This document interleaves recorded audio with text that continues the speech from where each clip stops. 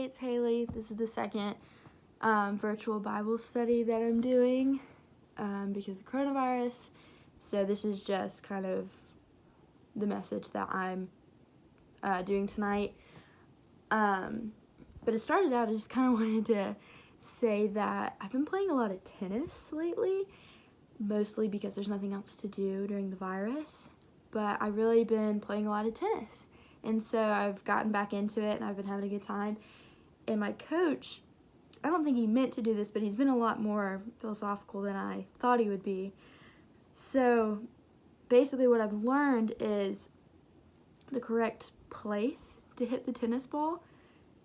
And he's saying to me that the best place you could position yourself to hit a tennis ball is in between where the ball would bounce the first time and then where it would bounce the second time. But you know, in tennis, it's not supposed to bounce more than once, right? So you want to be in between where the first ball hits and where you think it would hit the ground, which is really interesting because obviously it goes up and then it goes down, and so on the descent, that's when you want to hit it. And I've been doing that, and ever since I've learned that, my balls have been going over the net, and it's really crazy to see how successful that's been. But the problem is I got really comfortable with that, and I had a really good forehand, and I even could figure it out on the backhand. Like, I was feeling really confident, and I think my coach started to recognize that. So I would get served balls that had spin on it, and essentially what that means is when you hit it with the racket a certain way, and then it creates this type of spin, and when it does that, when it hits the ground, it goes in a different direction, is what I've learned. And what I've also learned is those balls are incredibly hard to hit.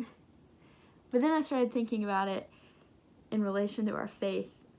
And if you think of yourself as in this tennis match against the world, against the enemy, obviously sometimes forehands start to get hard to hit, and so do backhands, but you get comfortable and you kind of find your groove with it. You're just kind of going along until, you know, all of a sudden when you're caught off guard, there's this ball and the spin happens and you're out of position and you can't figure it out. Obviously you don't have time to adjust, sort of thing. It normally happens very quickly. And I was thinking about that, you know, with this whole like virus situation, and there will be things that come after the virus situation. We've all kind of been thrown this same ball, and none of us really know how to react to it. But then I was thinking, if we look at ourselves as this big tennis team, who's our coach? God, obviously. And second of all, I think a good coach wouldn't want you to let that ball go past no matter how hard it would be to hit it. And so I think what gets in our way is so oftentimes we doubt ourselves, we doubt our ability. And then when I think of doubt, I think of doubting Thomas. And so I'm in John chapter 20 right now, verses 24 through 29. Essentially what's happening is Peter has seen Jesus after the resurrection. A couple of other disciples have seen it too. So Peter goes back and he says, we've seen the Lord, I believe, which Jesus said he was going to come back again and reveal himself to them. And so everybody's excited except Thomas, because Thomas goes, and he says this in verse 25. He says, I won't believe it until I see the nail wounds in his hands, and I put my fingers into them and place my hand into the wound on his side. Essentially, this is kind of where we get that idea of seeing is believing. And Thomas says, I don't believe you've actually seen the Lord until I've seen it, until I've dug my hands into him.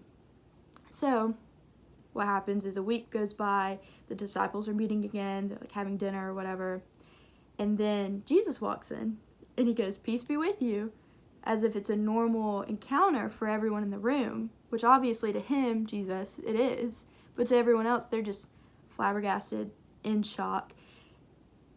And Jesus walks right over. I smile because it makes me kind of think that like Jesus just is so just confident in obviously himself and in his mission in the Lord. I wish I could just radiate that kind of confidence and just be so abrupt with my faith that it almost seems, I don't know, heroic in a way. So he walks straight over to Thomas and he says this to Thomas in verse 27. Put your finger here and look at my hand. Put your hand into the wound in my side. Do not doubt any longer. Believe.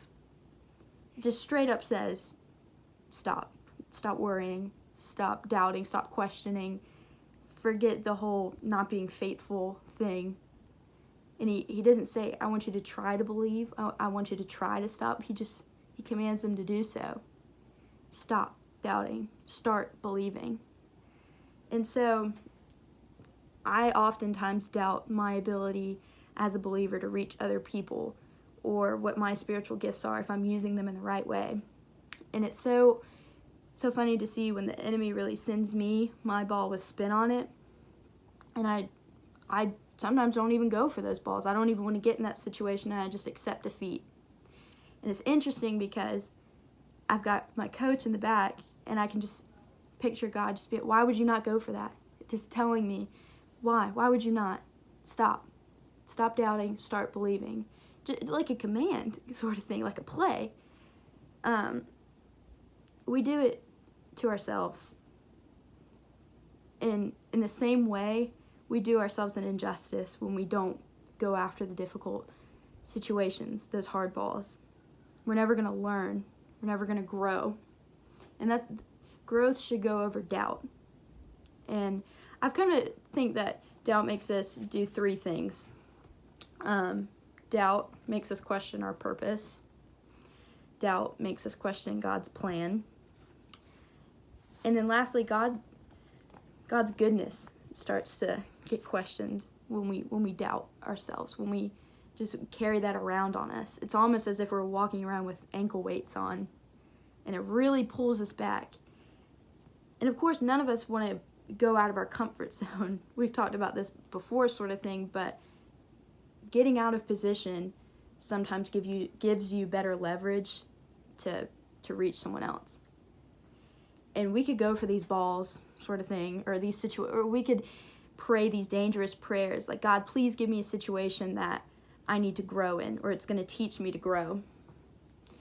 And we could so easily pray that, and we hit the net, or the ball bounces out of the court, or something happens. And I think us selfishly wanting immediate results and immediate answers really limits us in our faith. The biggest ally to doubt is wanting those immediate results. But sometimes, you got to play the long game. Just all these sport references I'm throwing out right now, but think about it. You never know what little impact you could have if you just go for it. There could be someone just sitting there watching you saying, wow, like, I wouldn't have gone for that. That shows how much courage and how much faith that this person has in their ability. And we should be humble about a lot of things, but we should not be humble about the Lord and how good He is, and just this awesome love and purpose and grace that He gives us. And that's another thing too. We get caught up in our defeat. You could not go for that ball, or you could hit it and it could hit the net. Something could, anything could happen to where you weren't pleased with the outcome, and then you just give up. Well, the great thing about it is, one, we know that we're on the winning side and that we're victors already, and we just kind of have to go through life just knowing that and living in that victory. But just because we don't win that point, just because we weren't victorious in that moment, doesn't mean that we've lost the game or we're going to lose the game. That's another thing, is that grace is so good. Grace wipes away doubt, practically erases it. And we have to learn how to reposition ourselves. We have to learn what it means to just see a different angle, even if we fail in that angle. Because sometimes where we think we fail isn't a failure in the kingdom of heaven, not in God's eyes. Maybe this is a time where we really start evaluating those difficult paths in our life, those challenges that we're just holding on to that are weighing us down, whether that's getting up every day and really looking at yourself in the mirror. And before you can even think of the flaws, you really start to love yourself. Or maybe that's making a routine, in your faith, and really disciplining yourself. Some of the best athletes are the ones that are the most disciplined. And in the same way, some of the most, I don't want to say best believers, because it's not like a rank system, but the people that are most confident in their faith are the ones that have disciplined themselves the most. Or maybe, we're locked in our houses during this time. Maybe there's someone in your family or a friend, someone close to you that is just not at that level with their faith yet, or they've written off God. It's not an easy, discussion to have.